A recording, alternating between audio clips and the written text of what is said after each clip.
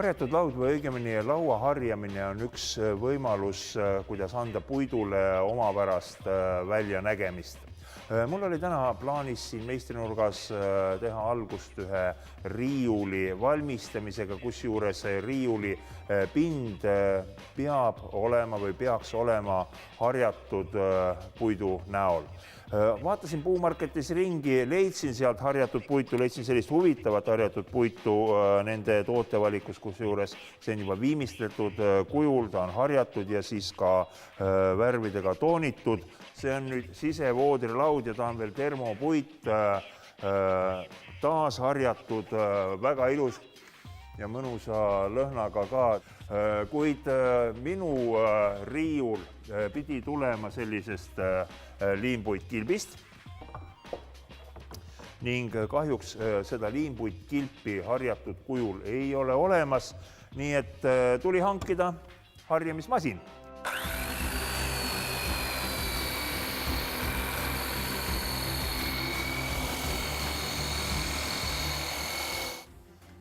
Tundub, et pole väga vigagi. Terasarjadega on see probleem, et pehmema puidu puhul ta võib väga tugevad jutid sisse jätta ja ka sellist värvidega kujundatud pinda on võimalik teha kahe värviga ja selle masina kaasabil, tähendab panna vanandatud või üleharjatud puidupinnale taustvärv üks peale, kui see on kuivanud, kanda siia peale teine värv ning sellele masinale on olemas erisuguseid lihvimiskettaid.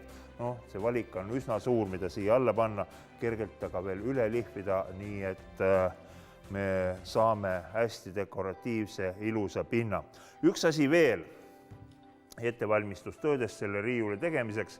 Mul on mingi etapp juba tehtud.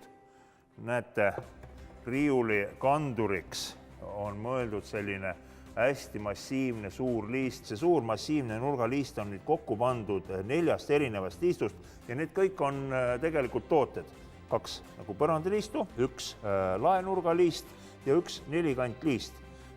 Need 4 liistu on omavahel kokku liimitud ning näete, kui huvitav selline massiivne, tugev liist on tulnud. Natukene fantaasiat, rohkem ei olegi vaja selleks, et puidust teha huvitavaid asju. Muuseas, ideede poolest on minu meelest Puumarketi kodulehekülg väga asjalik, sest sealt edasi klikkides Puumarketi Pinteresti on ideid oi kui palju. Kui teil korralikud tööriistad olemas, siis asi tuleb alati välja. Siit edasi on mul nüüd natukene toimetamist, aga te näete ka ekraanil pilti, milline siis see riiul välja tuli.